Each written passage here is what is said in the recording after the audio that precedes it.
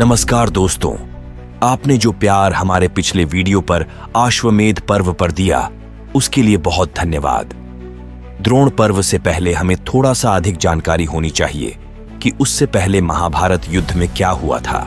चलिए पहले भीष्म पर्व के बारे में जाना शुरू करते हैं। महाभारत के भीषण युद्ध की शुरुआत भीष्म पर्व से होती है। भीष्म पर्व में कुरुक्षेत्र के मैदान पर दोनों सेनाएं आमने सामने खड़ी होती हैं। भीष्म पितामह कौरवों के सेनापति बनाए जाते हैं और उनके नेतृत्व में युद्ध प्रारंभ होता है।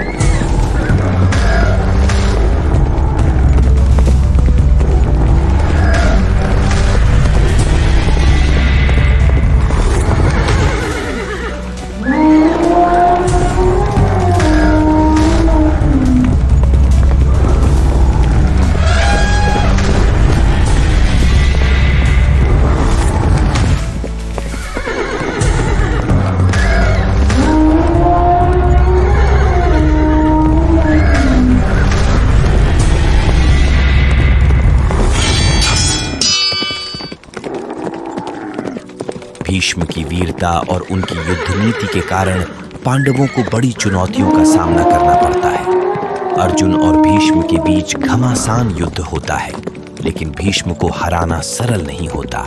भीष्म पितामह जो गंगा के सुपुत्र हैं, जिन्होंने अपने पितृ प्रेम से सर्वस्व को त्याग दिया, जिन्होंने अखंड ब्रह्मचर्य का पालन किया, आपके इस त्याग को हम नतमस्तक होकर प्रणाम करते हैं। जय भीष्म। आपका यह त्याग युगों युगों तक चर्चित रहेगा। भीष्म पर्व में भीष्म पितामह की पराजय का मार्मिक दृश्य दिखाया गया है। अर्जुन ने शिखंडी की मदद से भीष्म को बाणों से बींधकर धराशायी किया।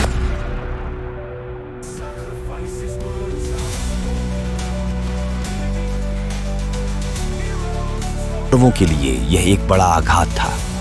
भीष्म ने अपनी इच्छानुसार शरशैया पर लेटे रहने का संकल्प लिया और युद्ध के मैदान में ही प्राण त्यागने का निर्णय किया। भीष्म के पतन के बाद कौरवों ने द्रोणाचार्य को सेनापति नियुक्त किया। यहीं से द्रोण पर्व का आरंभ होता है, जिसमें गुरु द्रोणाचार्य की वीरता, उनकी युद्ध नीति और उनके अंत का वर्णन है। द्रोण पर्व महाभारत के युद्ध का एक महत्वपूर्ण अध्याय। भीष्म पर्व का यह श्लोक महर्षि वेद व्यास द्वारा लिखा गया है। यह श्लोक भगवद गीता का हिस्सा है, जो भीष्म पर्व के अंदर आता है, जहां अर्जुन अपने अंतर्द्वंद्व को व्यक्त करते हैं। दृष्ट्वेमं स्वजनं कृष्ण युयुत्सु समुपस्थितम सीदंति मम गात्राणि मुखम च परिशुष्यति वे पथुश्च शरीरे में रोमहर्षश्च जायते गांडीवम स्रंसते हस्तात्वक चैव परिदह्यते। हे कृष्ण, अपने सगे संबंधियों को युद्ध के लिए तैयार खड़ा देखकर मेरे अंग शिथिल हुए जाते हैं और मेरा मुख सूखा जा रहा है। मेरे शरीर में कंप हो रहा है और रोमांच हो रहा है। गांडीव धनुष मेरे हाथ से गिर रहा है और मेरी त्वचा जल रही है। जब द्रोणाचार्य ने अपने हाथों में धनुष उठा लिया, तब पांडव सेना में भय फैल गया। द्रोणाचार्य ने युद्ध में अनेक वीरों को परास्त किया और कई योद्धाओं का वध किया। भीम और अर्जुन ने मिलकर द्रोणाचार्य से मुकाबला किया। द्रोणाचार्य की शक्ति और युद्ध कौशल का सामना करना पांडवों के लिए एक बड़ी चुनौती थी। द्रोणाचार्य का वध करना आवश्यक हो गया था, लेकिन यह कार्य सरल नहीं था। युधिष्ठिर के पास जाकर अर्जुन ने द्रोणाचार्य के वध के लिए युक्ति सोची। उन्होंने असत्य बोलने का निश्चय किया। जब द्रोणाचार्य को बताया गया कि अश्वत्थामा मारा गया है, तो वे शोक में डूब गए। इस मौके का लाभ उठाकर द्रौपदी के भाई धृष्टद्युम्न ने द्रोणाचार्य का वध कर दिया। आचार्य हतबुद्ध्यम वै नान्यम पश्यति पुत्रकम स्वमापत्यमशक्यम च तिष्ठद्भिस्त्यक्त जीवितम। आचार्य के मन में जब अश्वत्थामा की मृत्यु का विश्वास बैठ गया, तो वे अपने पुत्र के अलावा कुछ नहीं देख पा रहे थे।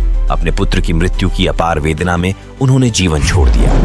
द्रोण पर्व महाभारत का एक महत्वपूर्ण हिस्सा है, जो गुरु शिष्य के रिश्ते, वीरता, छल और युद्ध की नीतियों का अद्भुत वर्णन करता है। धर्म क्षेत्रे कुरुक्षेत्रे समवेता युयुत्सव महाभारत के भगवद गीता के पहले अध्याय का पहला श्लोक है। धर्मभूमि कुरुक्षेत्र में युद्ध के लिए एकत्रित हुए। यह श्लोक युद्ध की प्रारंभिक स्थिति को दर्शाता है।